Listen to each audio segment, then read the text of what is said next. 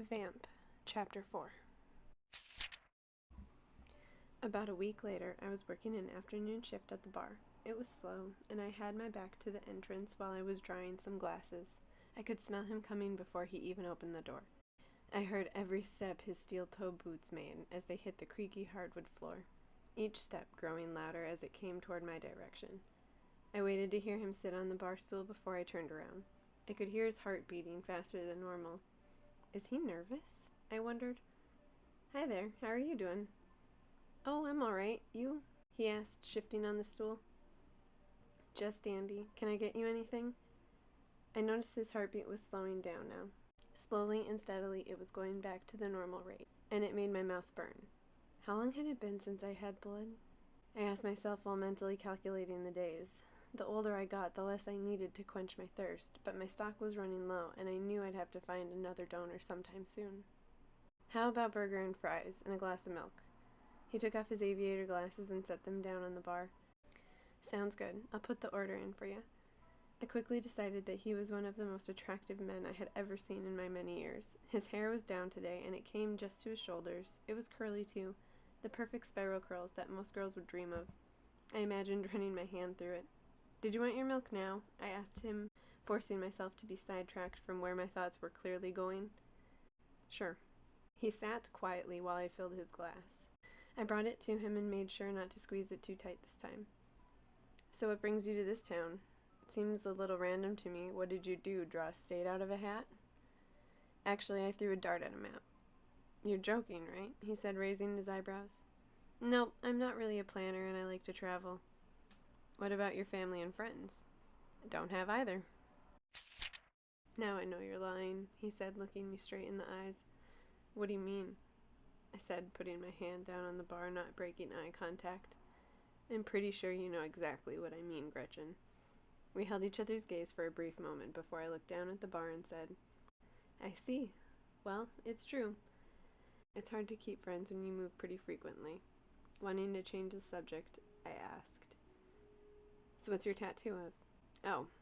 He lifted his sleeve so I could see the whole thing. It was an anchor, and the topless mermaid had her fin wrapped around the midsection of the anchor, and her hand hanging onto the top. In the cross-section of the anchor there was a skull head, and then there was seaweed and rope wrapped around the anchor and the mermaid as well. Above the anchor was an eagle with his wings out like it was ready to fly, and in the right wing it said, live fast, and in the left wing it said, die free.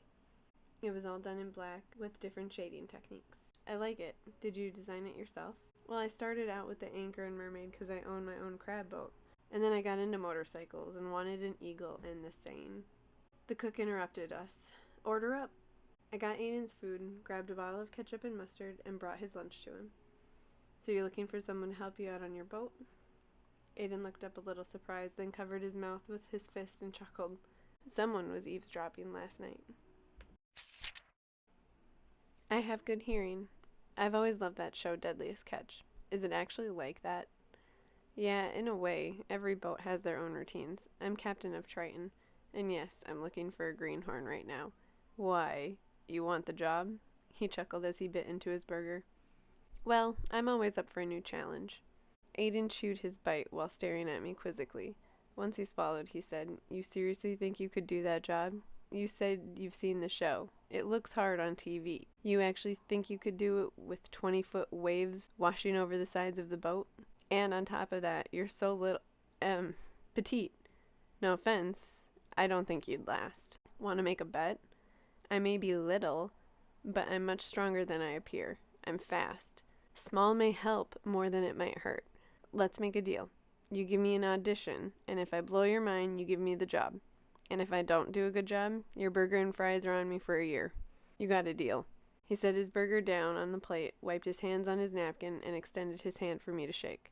To forego the awkwardness of him noticing how cold my hands were, I had been soaking my shaking hand in the warm soapy water. Instant humanly warm hands, for about 30 seconds.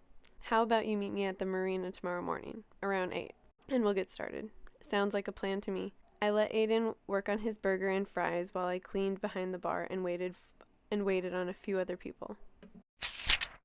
I watched Aden chewing his burger very slowly while staring at the man sitting next to him. He looked like he was contemplating the next move he could make. I made the move for him. "Sure thing, dear," I said as sarcastically as possible. "Oh, we have a feisty thing here, don't we? My name is Mark. What's a girl like you doing in our small town?" "Well, I was trying to find a town with no arrogant, annoying, sexist male pigs, but it seems I've chosen wrong again," I said, handing Mark his drink. I could see Aden suppress a laugh from the corner of my eye. "So you don't like men? Does that mean you're a lesbian? Can I watch?" He raised his eyebrows and leaned in over the bar. "Jesus Christ, Mark, why don't you shut up for once in your life?" Aden said while setting his burger down and turning Mark's way. "Well, I can see someone's marked his territory," said Mark. "No one has marked any territory, so why don't you both just be quiet like good boys?" Thinking I couldn't hear him, Mark leaned in towards Aden. "She evaded the lesbian question," he whispered. Aden downed the last of his milk, stood up, and threw some money down on the counter for his food. "So I'll see you in the morning, Gretchen." "I'll be there." I smiled and watched him walk out of the bar. And when I say I watched him walk out, I really just stared at his ass until the door closed behind it. Then I looked back at Mark, who was looking at me. "You got a thing for the crab?" he asked. "The crab?" I asked, raising an eyebrow. "And it's none of your business." "Yeah, we call him the crab because he never smiles, laughs, or is nice to anyone." "He's been nice to me." "Well, who wouldn't be nice to you? You're a breath of fresh air around here. You're like a new toy on Christmas." I set his basket of mozzarella sticks next to him. "Eat your food." As soon as my shift was over, I went home, enjoyed a glass of blood, and Googled everything I could about crab fishermen and equipment. Since I've got an amazing memory, I can pick up skills quickly. I wasn't at all worried about my audition in the morning. The sun streamed in through the large windows in my living room, casting an orange and red glow across the room. I soaked in its warmth for a moment. The vibrations of my watch brought me back to the present, and I decided it was time to get ready. I threw on an old pair of jeans, some rubber boots, a long-sleeved shirt, and an old sweatshirt, and then ventured down to the marina. It wasn't hard to find the Triton. It was painted yellow and green and was probably around 150 feet in length. "Ahoy there! Anyone home?" I called out from the dock next to the boat. "Hey, Gretchen, come on board," said Aden from the upstairs. I could see from the second story that he was smiling and seemed excited that I had showed up. With that, I took a good leap and was on the boat. "Okay, so I asked my pops to come here today. He'll give you a tour of the boat and explain how things work. Then we can get to work on the audition," he said while actually holding his fingers up to make the quotation. We were both chuckling when Roy walked around the corner as if he was right on cue. "Hello, Gretchen. Are you ready for the tour?" I nodded and followed him around the boat, listening to all of his instructions. We started down in the galley, where the kitchen and the bedrooms were. Then he took me into the engine room and the tanks that hold the crab.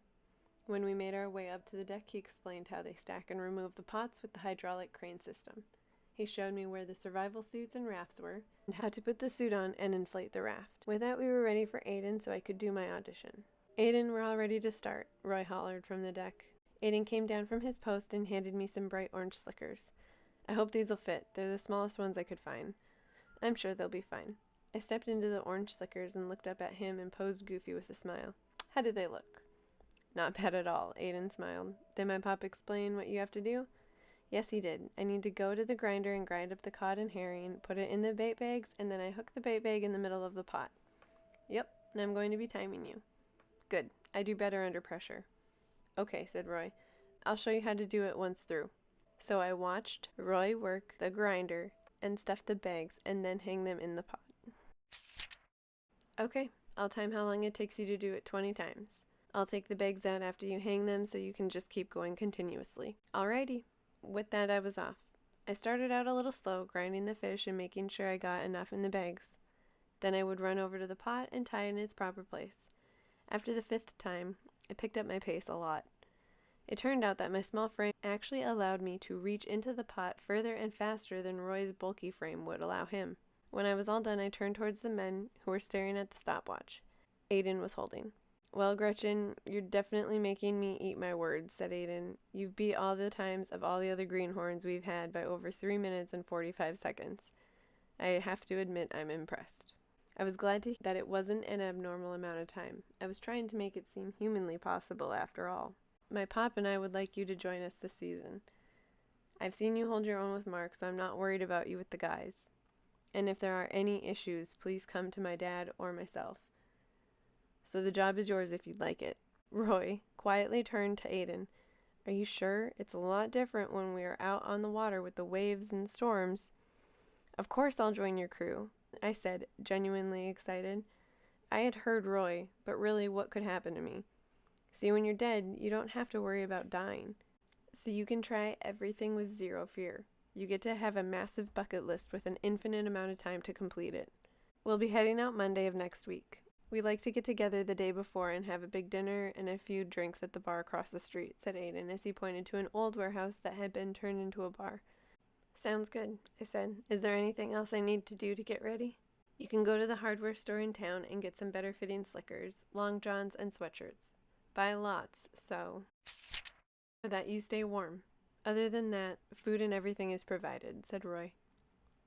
The three of us stood there for a handful of awkward seconds in silence. Finally, I piped up. Well, I'll see you guys at Hank's, I'm sure. Let me know what time to meet you at the bar on Sunday. I slipped out of the slickers that Aden had let me borrow, and I turned to head back to my Jeep. As I was hopping off the boat and back onto dry land, I could hear Roy talking to Aden behind me. I can't believe you just offered her that job. This is a far too dangerous place for her to be. I could picture him looking up at Aden, scolding a grown man for hiring a petite woman. So old school. Yet Roy was just trying to protect me, and I thought that was really sweet. She wanted it, and she did better than anyone else, and right now we need anyone at this point, Aden replied. Roy huffed and dropped the subject. You're still not using your mind, boy. Go ask her to do something this evening. Sometimes I swear you're just like your mother.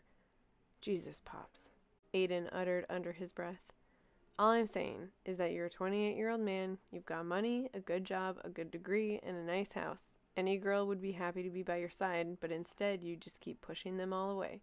Now pull your head out of your ass, go after her, and ask her to a movie tonight. I heard an exasperated sigh, followed by footsteps running up behind me. Hey, Gretchen. I turned around. You wouldn't want to do something tonight, would you? He ran his hand through his hair, pulling it out of his face, giving me a glimpse of those mesmerizing eyes. Sure, what did you have in mind? I don't know, maybe a movie and dinner? Only if you want to. We don't have to go, but if you want to, we can. It's totally up to you. He was nervously shrugging his shoulders and shoving his hands in his jean pockets. His heart was beating so fast, I thought it might pop out of his chest and start flopping around on the gravel. The mental visual of that made me smile. That sounds fun. I haven't been to a movie in like decades. Not a lie. Movies were all the same these days, just different actors. I reached into my bag and wrote my cell number and my address down on a piece of paper. Give me a call when you're on your way. I'll be at home the rest of the day after I hit up the store. Okay, I'll talk to you in a little bit, he said while putting the note in his pocket. I said goodbye and started off to the store. Once I got home from my errands, I went upstairs and hopped in my shower. I found myself wondering what I was going to wear, how I should do my hair, how I should do my makeup. I've never been concerned with any of this stuff before, so why now? What makes him so different from any other guy I've been with?